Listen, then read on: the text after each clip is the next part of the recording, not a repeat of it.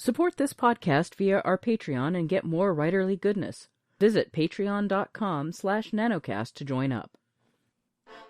Welcome to NaNoWriMo Every Month. My name is J. Daniel Sawyer. I'm the author of some 20 books, 34 short stories, and numerous articles and other things, and I am your guide on this journey to use NaNoWriMo to level up to professional output levels.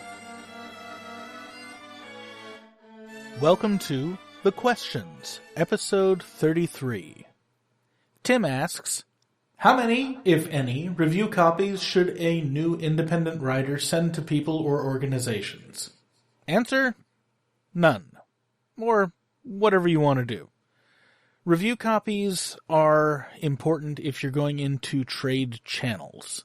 That means if you want to work the system to get your book into bookstores, sending out review copies and other marketing materials through the American Publishers Association's white box and red box programs is a very good idea, as is getting into the review queue for the major industry rags for your genre.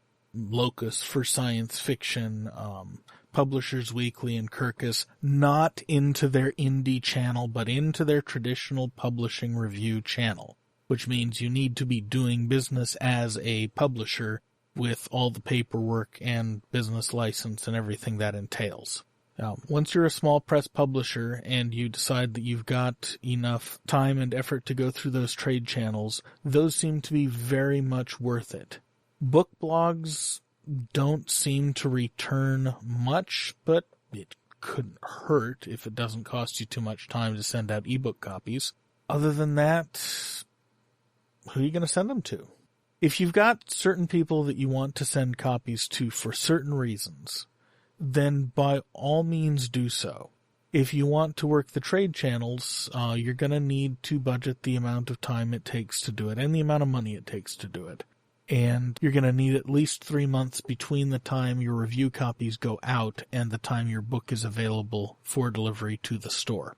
When it comes to book bloggers, if you know book bloggers who you want to review your stuff, or you have a connection to Amazon Power Reviewers who you want to review your stuff, send them queries directly and see if they want your book.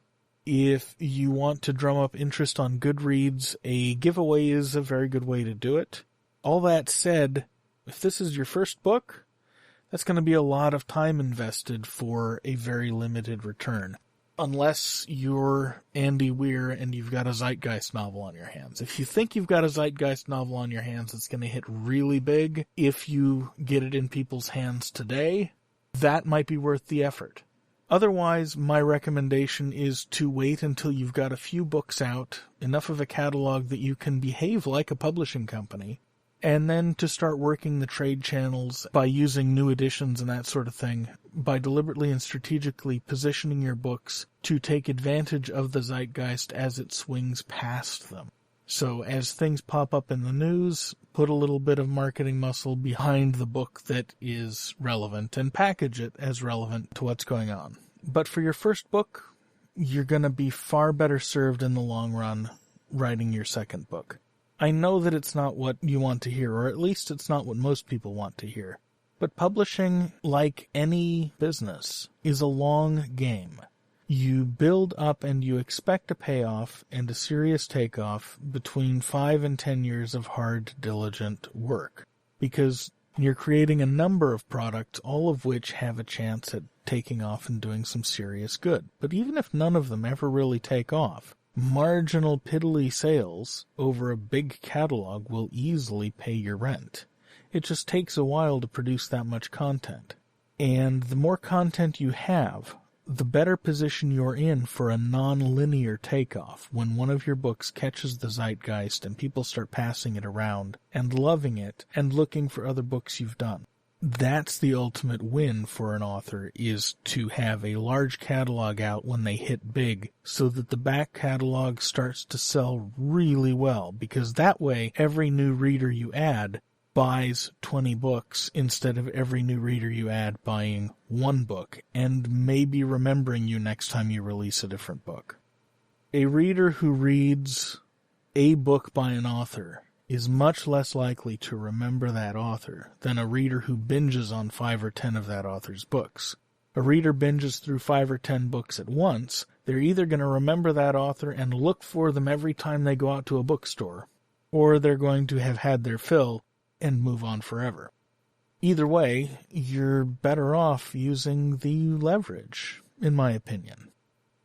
Have some patience with yourself. Develop your craft, release your books, do it again, get yourself a good catalog built up, and then worry about promotion. I'll see you tomorrow. NaNoWriMo Every Month is written and presented by J. Daniel Sawyer and produced by Artistic Whispers Productions. Visit our website at NaNoWriMoEveryMonth.com and leave a tip in the tip jar or join the Patreon to support this podcast. NaNoWriMo Every Month is copyright 2016 by J. Daniel Sawyer and Artistic Whispers Productions and is released under a Creative Commons Non-Commercial Attribution No Derivatives license.